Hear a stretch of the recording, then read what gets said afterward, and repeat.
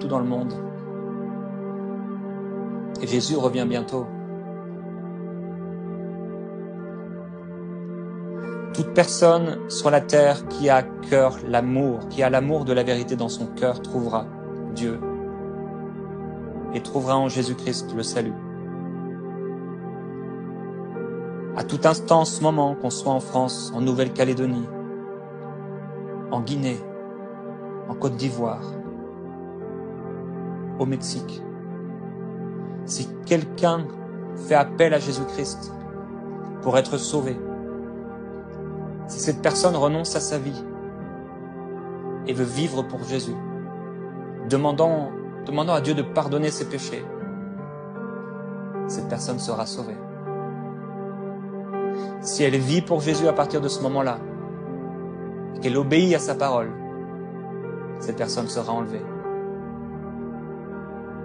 Cette personne s'est préparée et le Seigneur viendra la chercher.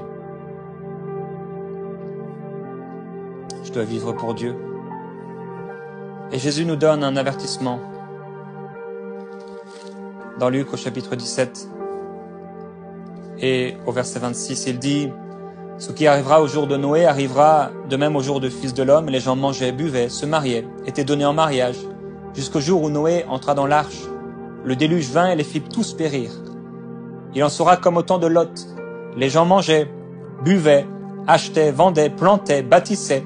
Mais le jour où Lot sortit de Sodome, une pluie de feu et de soufre tomba du ciel et les fit tous périr. Il en sera de même le jour où le Fils de l'homme se révélera.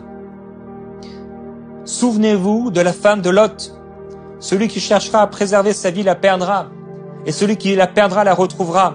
Je vous le dis en cette nuit-là, de deux personnes qui seront dans un même lit, l'un sera pris, l'autre laissé. De deux femmes qui moudront ensemble, l'une sera prise, l'autre laissée. De deux hommes qui seront dans un champ, l'un sera pris et l'autre laissé. J'aimerais vous dire, souvenez-vous de la femme de Lot. Le temps est court, les jours sont mauvais. Il nous faut racheter le temps. Et je veux t'encourager à donner entièrement, complètement ta vie au Seigneur. Mais je te parle aussi à toi, mon frère, ma sœur. À vivre pour Dieu à 100%. À lui donner tout, à renoncer à ta vie. Et à veiller jour après jour. Jésus dit qu'il faut qu'on soit comme un portier qui est là à la porte. Et il attend que son maître revienne d'une soirée. Et il est à la porte et il est prêt à ouvrir. Et j'ai pris l'exemple de ces personnes qui vivent parfois, particulièrement j'ai vu ça en Afrique, où ils sont là et ils sont comme serviteurs dans la maison et ils attendent que le maître arrive ou que la personne, l'employeur arrive. Et quand la personne arrive devant le portail et qu'il klaxonne, il faut que la personne soit là, que le veilleur soit là et qu'il ouvre le portail. Sinon le maître n'est pas content ou le patron n'est pas content. Et il faut donc que cette personne puisse, et il va klaxonner encore et encore jusqu'à ce qu'il ouvre. Il faut que cette personne soit prête. Il faut que vous puissiez être prêts pour le retour du Seigneur Jésus-Christ, mais être prêts aussi pour le jour de votre mort. La Bible dit que Dieu vient et que toutes nos œuvres passeront en jugement. Il vient. Jésus-Christ est Dieu et il vient. Et on va se retrouver tous devant lui. On aura à rendre des comptes pour ce qu'on a vécu. C'est aujourd'hui le jour du salut. Prépare-toi à la rencontre de ton Dieu. Et Jésus dit, et il dit aussi à l'église, et il parle aux églises, et vous savez combien il a parlé aux églises dans l'Apocalypse, et combien il leur a fait des reproches, presque à toutes. Et Jésus vient nous dire aujourd'hui, souviens-toi de la femme de Lot. Et qu'est-ce qu'elle a fait, cette femme? Le feu a commencé à tomber sur Sodome et Gomorrhe. Et les anges étaient venus, à cause d'Abraham, chercher Lot et sa famille. Et Lot, le juste, qui tourmentait son âme à cause des péchés qu'il voyait dans sa ville. Mais sa femme n'avait pas la même disposition de cœur. Elle ne faisait pas partie de la catégorie d'êtres humains à laquelle appartenaient Lot et Abraham. Et cette femme, elle s'est retournée en arrière pour voir la destruction de la ville qu'elle aimait. Et elle s'est retournée parce qu'elle chérissait cette ville. Parce qu'elle était remplie de convoitises. Parce qu'elle avait l'impression et elle réalisait qu'elle était en train de perdre quelque chose. Elle a regardé en arrière.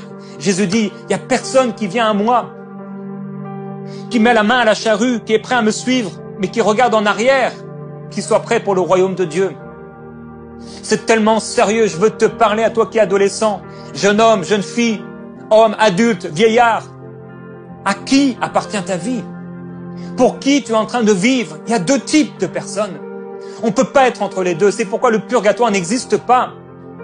C'est soit l'enfer, soit le ciel. Soit je vis pour Dieu, soit je vis pour moi-même. Si je vis pour Dieu, ça veut dire que je pense à lui. Ça veut dire que je lui parle tous les jours. Je médite sa parole, je le cherche. Je veux lui être agréable. C'est mon plus grand désir. Je veux être agréable à Dieu. Je le cherche, il est tellement important pour moi. Je réalise qu'il est mort à ma place. Et même si parfois, oui, je peux peut-être me fatiguer spirituellement, peut-être parfois je peux trouver ça dur, le combat de la foi, je me relève. Parce que même quand je suis tombé, même quand je suis à terre, mon cœur, mon espoir se tourne vers lui, le seul qui peut me sauver, le seul qui peut me libérer. Et je ne peux que me tourner vers celui qui m'a sauvé parce qu'il vit en moi. Et c'est ça la différence. Sa vie en moi, sa présence en moi, mon cœur transformé me pousse vers lui. Souviens-toi de la femme de Lot. C'était quoi son problème? Elle était cette troisième catégorie de personnes dans ceux qui sont perdus, qui se sont approchés. Oui, elle était là en train de fuir la ville, mais elle s'est détournée. Parce qu'il y avait en elle des convoitises. Parce qu'il y avait en elle des choses mauvaises. Elle était de ceux qui voulaient manger, boire, profiter de la vie. Combien de personnes peuvent prier pendant des années pour se marier, pour avoir de l'argent, une maison, des voitures, des choses, et passer à côté?